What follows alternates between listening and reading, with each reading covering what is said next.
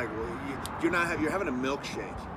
A milkshake. That's like No, that's at McDonald's if you want that. Yeah, it is like at McDonald's. It's a milkshake. Like you're literally coffee and milk. It's like literally you're only replacing your chocolate. That's it. It's like hot chocolate or like a chocolate shake. You know, come on. So there we go. Not bad. We're going from there. Well, we got this. We're gonna drink this coffee and then we're gonna go for it. And let's start talking about UFC NewArk. It's a headliner is Colby Covington versus Robbie Lawler. We're going to break down some stuff real quick. All right. Our first fight of the night, I had to write this down. I was going to say, he has cue cards. I have to know his name. We have, in the light heavyweight division, we have Kennedy Zichoku. The dude, it's a very unique name, and Draco Stosic. Who do you got in that fight? I don't know. I don't really know either of those two guys that well. But if I had to pick, so Kennedy fought Paul Craig, and he was actually beating Paul Craig. Okay. And then at the very end, he ended up getting submitted with a triangle choke, which was Paul Craig's like #1 go. And Stosic is actually knocked out his last opponent, and the kid, he's only fought twice in the UFC, and I mean he's a tough guy. He's a favorable matchup against Kennedy. Who would you go for? Just pick a name. I'd pick Drago. Just because of the name. Just because of the name. I'd go with it. The odds have it straight up with that. Yeah. I'll have to go with the same. He has a lot of punching power. He has a lot of finishing rate. Kennedy does get tired. So, I mean, it's going to be a good matchup for the light heavyweight division, but both these guys get tired, and are these guys ranked in the top 10 at all? No, they're not. Kennedy Zichoku ended up getting in through the Contender Series, which was great, and then Draco just kind of got a call up and just walked in. Cool.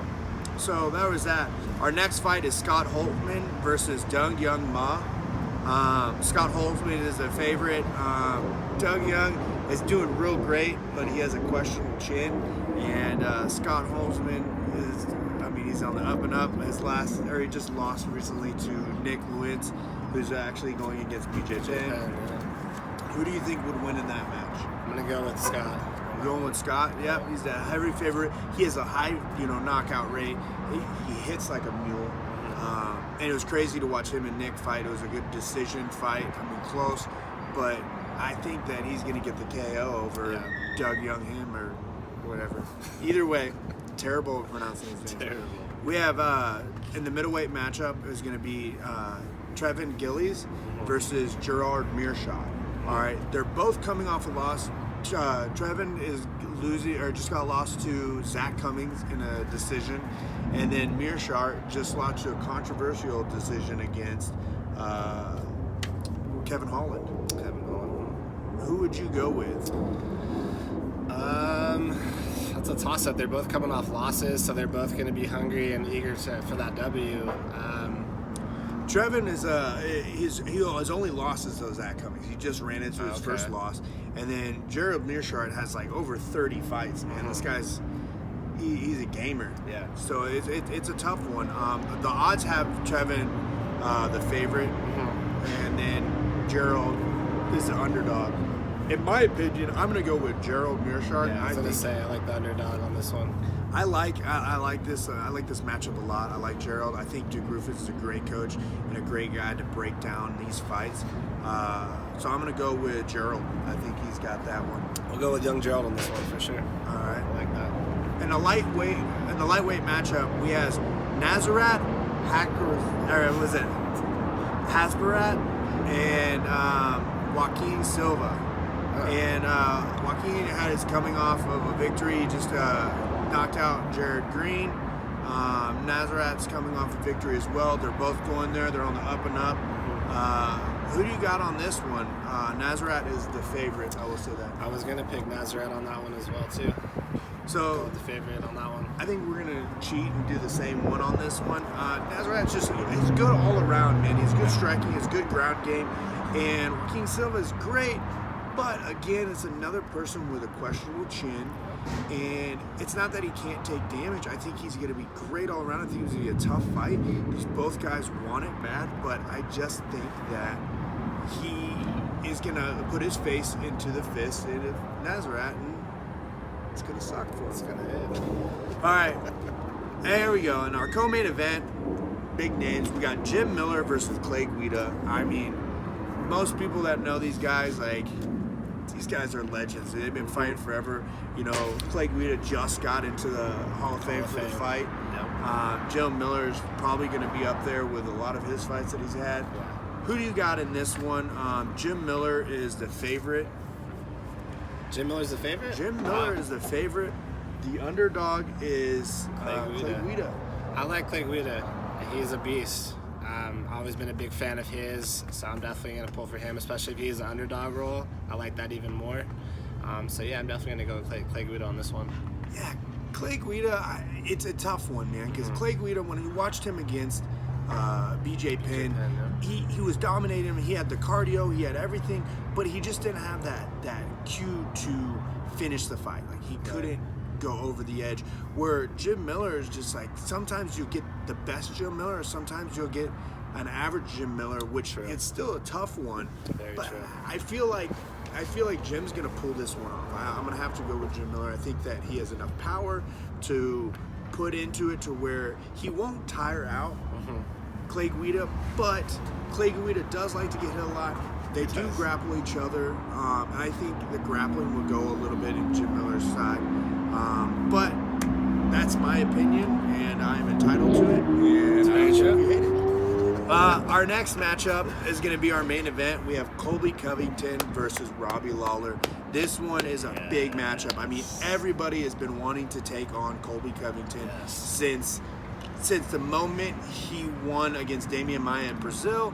And who better person to take on Colby than Robbie Lawler?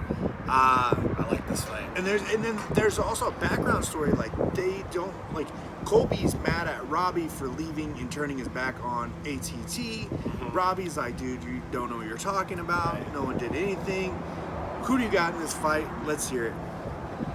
Well, I am definitely going to go with Lawler on this one. Ever since his last fight with Askren, he was beating the crap out of him, and he got that controversial chokehold on him, and I don't know if he was out. I watched it a bunch of times, like his arm went limp, you know, I don't know if it was a bad call or not, but he got right back up. You could see in his face, like, he was not knocked out, whatever. Bad calls happen. He's probably really hungry after that last fight, but I know Covington is hungry as well. He's good. He's coming off of 6 wins. Damian Maia, RDA, the last 2, I believe, and Lawler's coming off 2 losses. So I mean, I think he's definitely, you know, in the trenches. He's got to pull this one off. So. Hey man, this is a tough one. Everybody has. I think Colby Covington is a minus 225, and like how much controversy, or not even controversy, how much like conversation would spring if Robbie does finish this fight or take on this fight. Yeah. I mean, he's a tough athlete. Tough guy, man. You know, and it's going to be different because they both know each other's strengths and weaknesses because they trained with each other. Right. And I will have to say, Colby Covington was one of the main reasons why Robbie was still doing good when he was up at the top. He was a training partner. I mean, they worked with each other the same way. So they're going to know everything. You know, Colby Covington's a minus 225. That's a huge underdog. That is. Or a huge favorite, my bad. Yeah. And Robbie, Robbie's great. I think with his striking, he's sound. His grappling is good. His get up, you know, from going to the ground to standing right up is great. And the whole thing with Ben Askren, that's nor here nor there. But look, man, the one thing Colby Covington is good at is fighting in the unknown. And there's boxing, there's kickboxing, there's Muay Thai, there's wrestling, and there's Jiu-Jitsu.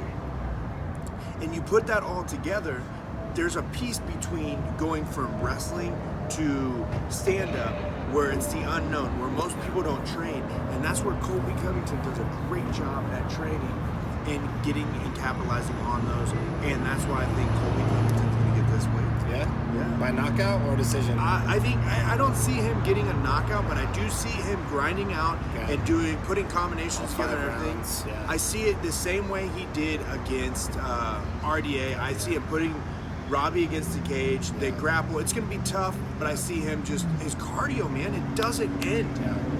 And if Robbie can't knock him out, which Robbie possibly could, it's always a chance. That's a fight. That one punch, yeah. But when it comes down to Colby, he's very intelligent when he's fighting in the unknown and taking people into his game, into his world. And that's why I have Colby Covington for my pick. You make a valid point. But yeah, I'm going to go with Lawler still. And I think, like, I don't know. I feel like Lawler is probably more the fan favorite too in this one. I think everyone kind of is. I don't know. I'm not gonna say everyone, but a lot more. In my opinion, a lot of people are gonna want Lawler to win. But I don't know. Covington, it's big for him, and if he wins, I mean, we're not gonna hear the end of it. So, dude, Lawler will be a hero to many. Yeah. You know, he would capture an entire country because everyone hates Colby Covington from Brazil. So he would be a national hero. Sure. Honestly, he would probably get the key to the city or the country. That would be something. Right after the fight, they'll give it to him. But, you know, and it's not wrong. None of these picks are wrong because anything can happen. Anything. You know, favorites don't always win and underdogs don't always lose. So that's why I love the fights. You never know what's going to happen. One punch can change everything. So there's our picks for UFC NewArk this Saturday, the August 3rd. So stay tuned. And if you guys think it's incorrect, please comment below and hate on us. Samba latte. Samba latte.